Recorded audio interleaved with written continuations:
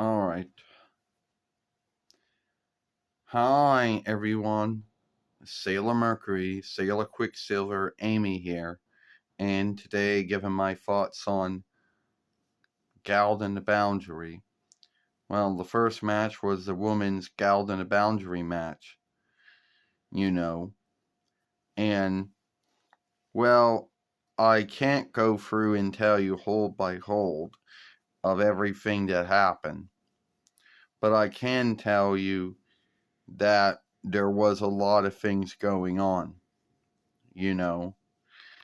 And you had Stephanie Kerr, and you also had Naomi Knight, and you also had Alexa Bliss, and you know Gia, and you also had Rhea Ripley and Roxanne Perez, and each one of them, would seek out through the other.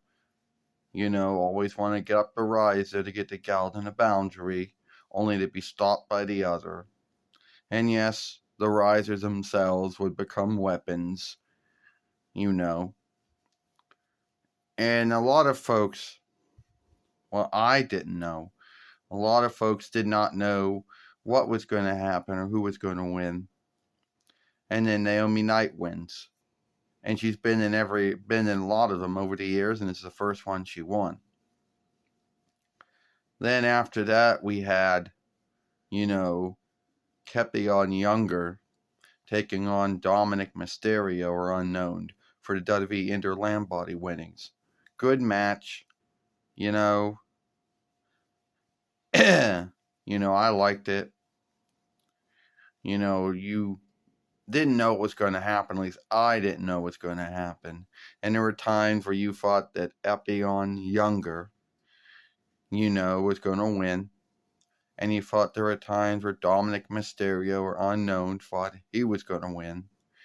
And at the end of the day, yes, he did win.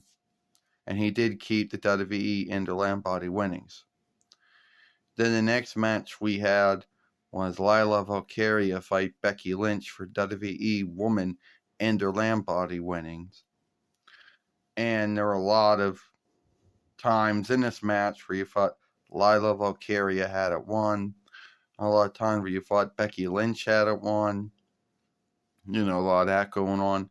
And at the end of the day, Becky Lynch beats Lila Valkyria and wins the WWE Woman Inter Body winnings. Then after that, we had the men's Gald in a Boundary match, which there was a lot of folks in this one. Andrade Cien fight LA Knight, fight Petion Younger, fight Seth Rollins, fight Chad Gable, who was calling himself on Grande Vinlander. And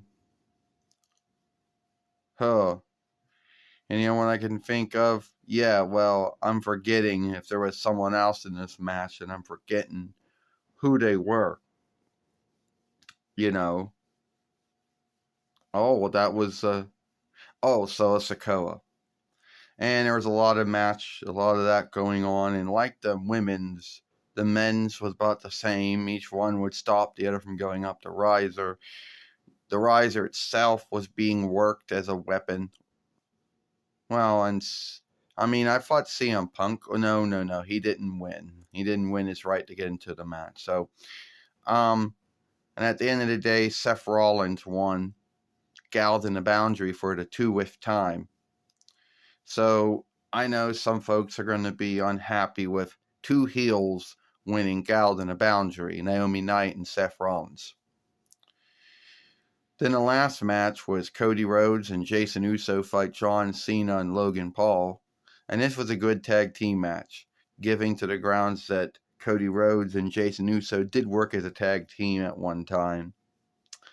And John Cena and Logan Paul only worked as a team for this first time. And both them fought, a lot of folks thought that John Cena and Logan Paul were going to win, due to them doing heelish things. But at the end of the day, Cody Rhodes and Jason Uso beat John Cena and Logan Paul. And those are all the matches at this year's Golden Boundary, which I watched on FOLKWORK through Peacock. Or, it might be on like wherever you're at. For half of the world, it would be FOLKWORK through Netflix. The other half of the world, it might be, I don't know, some other FOLKWORK or something. But I liked it. I thought it was a good show. And I give this film a like, share and playlist it. And I'll see you later.